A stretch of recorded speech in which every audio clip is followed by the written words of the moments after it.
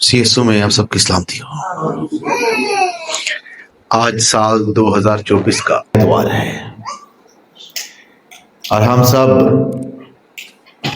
باہم جمع ہو کر خدا کی عبادت، بندگی، پرستش اور اس کے پاک کلام میں سے اپنی ہدایت اور رہنمائی کے لیے سیکھنے کے لیے جمع ہیں۔ جو حوالہ آج خدا کے پاک کلام میں سے آپ کے سامنے تلاوت کیا گیا وہ متی کی انجیل اس کے 11 باب کی 28ویں اور 29ویں آیت پر مبنی ہے۔ ان آیات میں خداوند یسوع مسیح عالمگیر دعوت نامہ دیتے ہیں اور کہتے ہیں سب لوگ میرے پاس آؤ۔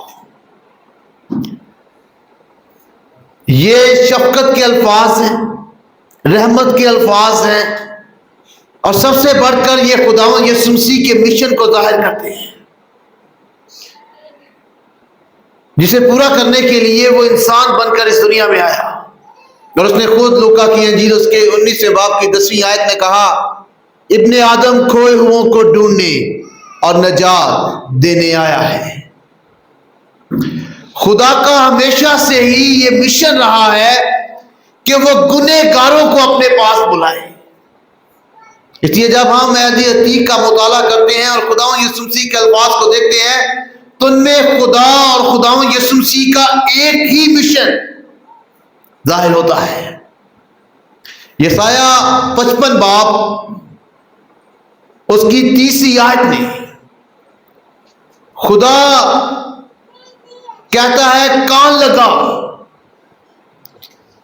اور میرے پاس آؤ، سنو اور تمہاری جان زندہ رہے گی۔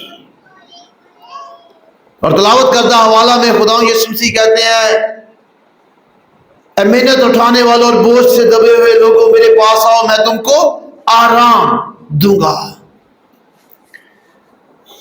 اور یہ مشن خدا کا جو ہے جو اس کے بیٹے میں مکمل ہوتا ہے، اور خداوند یسوع مسیح میں خدا کا مشن مکمل ہوتا ہے، اس لیے اس نے اپنے اکلوتے بیٹے کو جو ہے انسان بنا کر اس دنیا میں بھیجا تاکہ جو کوئی اس پر ایمان لائے ہلاک نہ ہو بلکہ ہمیشہ کی زندگی پائے۔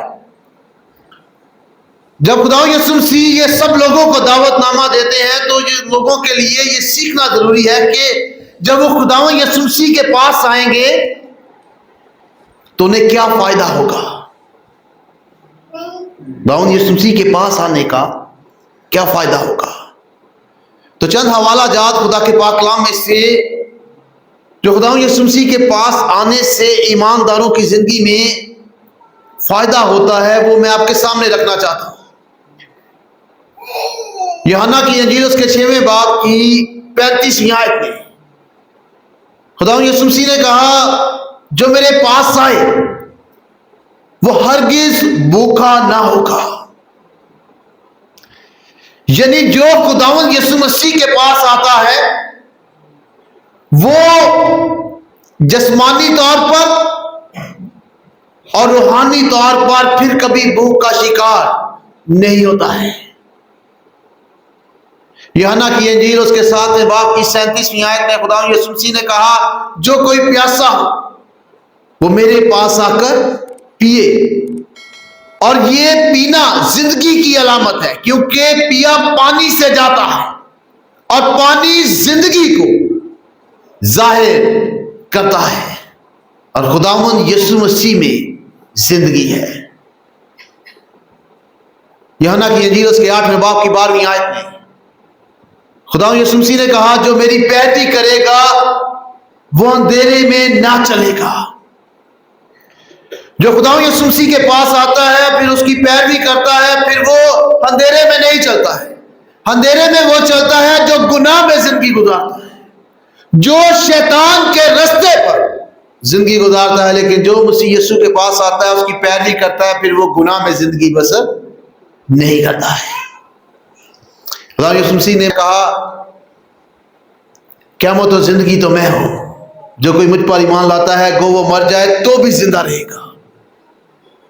سے مراد ہے کہ مسیح کے پاس آنے والا جو ہے وہ ہمیشہ کی زندگی کا وارث ہوتا ہے۔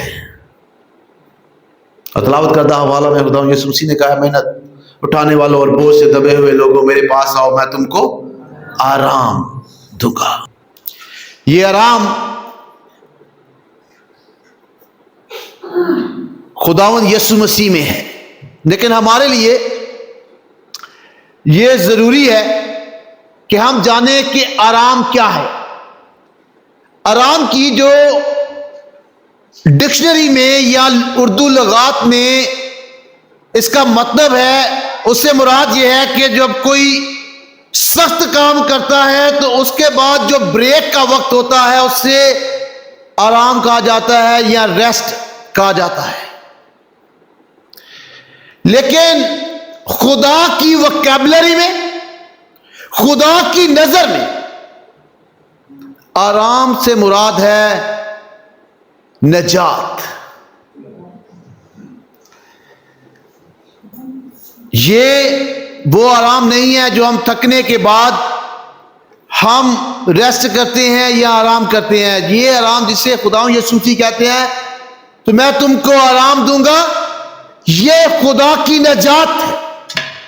اور عبرانیوں کے خط اس کے 4 باب کی پہلی 11 آیات میں عبرانیوں کے خط کا مصنف جو ہے وہ آرام کو نجات کہہ کر بیان کرتا ہے، کیونکہ قوم بنی اسرائیل کے لیے آرام یہ تھا کہ وہ وعدہ کی ہوئی سرزمین میں داخل، لیکن موسیٰ کے زمانہ میں لوگ اس میں داخل نہ ہو سکے۔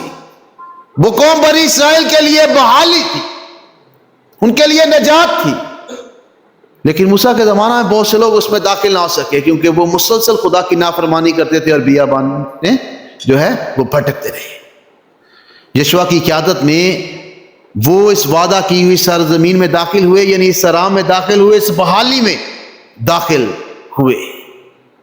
اور یہ آرام اور بحالی جو ہے یہ خداوند یسوع مسیح میں ہے، کیونکہ نجات صرف اور صرف خداوند یسوع مسیح کے وسیلہ سے۔ اور جب خداوند یسوع مسیح کہتے ہیں کہ میں تم کو آرام دوں گا تو اس سے مراد ہے کہ میں تم کو نجات دوں گا۔ لیکن سوال یہ پیدا ہوتا ہے کہ خداوند یسوع مسیح نے بوجھ اٹھانے والے کسے کہا؟ کس کا بوجھ قوم بنی اسرائیل جو ہے وہ اٹھائے ہوئے تھے، جس کے بارے میں خداوند یسوع مسیح نے کہا کہ تم میرے پاس آؤ تو میں تم کو آرام دوں گا۔ یہ بوجھ تھا رسومات کا بوجھ، ٹریڈیشنز کا بوجھ، جو فقیہوں اور فریسیوں نے قوم بنی اسرائیل کے کندھوں پر رکھا تھا، جو ان کے لیے اٹھانا مشکل تھا۔ اور اس بوجھ کے بارے میں متی کی انجیل اس کے 23ویں باب کی 4 آیت میں لکھا ہے، وہ اس بوجھ کو جو اٹھانا مشکل ہے باندھ کر لوگوں کے کندھوں پر رکھتے ہیں۔ اور پھر اسی حوالہ میں خدا کا پاک کلام کہتا ہے کیونکہ وہ یہ سب کا لوگوں کو دکھانے کے لیے کرتے ہیں۔ فقیہ اور فریسی یہ سمجھتے تھے کہ ان کے راست بازی کے کام دکھانے سے، اپنے آپ کو راست باز ظاہر کرنے سے، روایات پر عمل کرنے سے وہ خدا کی قربت کو حاصل کر سکتے ہیں، وہ خدا کے حضور جا سکتے ہیں۔ لیکن خداوند اسے بوجھ کہتا ہے اور کہتا ہے کہ میرے پاس آؤ تو میں تم کو آرام دوں گا۔ اور یہ مسیح کے پاس آنا بڑی اہمیت کا حامل ہے کہ ہم کس طرح سے مسیح کے پاس آتے ہیں۔ 2 طرح سے لوگ مسیح کے پاس آتے ہیں، ایک وہ جو اپنی اچھی اچھی چیزیں خدا کو گنواتے ہیں، جیسے کہ خداوند یسوع مسیح نے ایک فریسی اور ایک مسول لینے والے کی دعا کے بارے میں بتایا کہ ایک شخص ہے وہ کہتا ہے کہ میں دے یقینی دیتا ہوں، خدا کے سامنے اپنی بہتر چیزیں گنواتا ہے تاکہ اس کا مقام خدا کے نزدیک بہتر ہو۔ وہ کہتا ہے میں دے یقینی دیتا ہوں، روزے بھی رکھتا ہوں، قوانین پر بھی عمل کرتا ہوں، اور میں دوسروں سے بہتر ہوں۔ اور دوسری طرف خدا کے نزدیک وہ مسول لینے والا آتا ہے جو दुनिया की नजर में शायद रास्तबाज नहीं होगा, लेकिन उसने खुदा के सामने छाती पीटी और कहा कि मुझ गुनहगार पर रहमकार। और खुदावंद यीशु मसीह ने कहा कि यह शख्स दूसरे से ज्यादा रास्तबाज होकर यहां से गया है, यानी वो खुदा की नजर में उससे ज्यादा रास्तबाज है। सही तौर पर खुदावंद यीशु मसीह के पास वो आता है जो उसे खुदावंद मानता है, जो उसे निजात दहिंदा कबूल करता है। और सही तौर पर खुदावंद यीशु मसीह के पास वो आता है जो उसकी हजूरी में आकर अपने आप को गुनहगार तस्लीम करता है, और खुदावंद की हजूरी में आकर वो अपने गुनाहों का इकरार करता है। और जो अपने गुनाहों का इकरार करता है, अपने आप को गुनहगार तस्लीम करता है, वो खुदा की हजूरी में हलीमी और फरोतनी के साथ आता है। खुदा यीशु मसीह ने कहा मेरा जुआ उठा लो और मुझसे सीखो, क्योंकि मैं हलीम हूं और दिल का फरोतन हूं, ताकि तुम्हारी जानें आराम पाए। निजात हलीम और फरोतन के लिए, और हलीम और फरोतन वो होता है जो खुदा की हजूरी में अपने आप को गुनहगार। हलीम और फरोतन वो नहीं है जो खुदा की हजूरी में अपने आप को रास्तबाज समझता है, क्योंकि खुदा रास्तबाज है और इंसान गुनहगार है। और ये निजात हमें खुदावंद यीशु मसीह के वसीला से मिली है। और खुदावंद यीशु मसीह कहते हैं कि मुझसे सीखो। वो हलीम भी है और फरोतन भी, और उसने सारी जिंदगी अपने बाप की फर्मा बरदारी की है। और बतौर ईमानदार हमें भी खुदावंद यीशु मसीह के हुक्मों की फर्मा बरदारी करनी चाहिए। वो कहता है कि मेरा जुआ लो मुलायम और हल्का है, और खुदावंद की आइन सख्त नहीं है। पहला यूहन्ना उसके 5वें बाब की 3री आयत में लिखा है कि खुदा की मोहब्बत यह है कि उसके हुक्मों पर अमल करो, और उसके हुक्म सख्त नहीं है।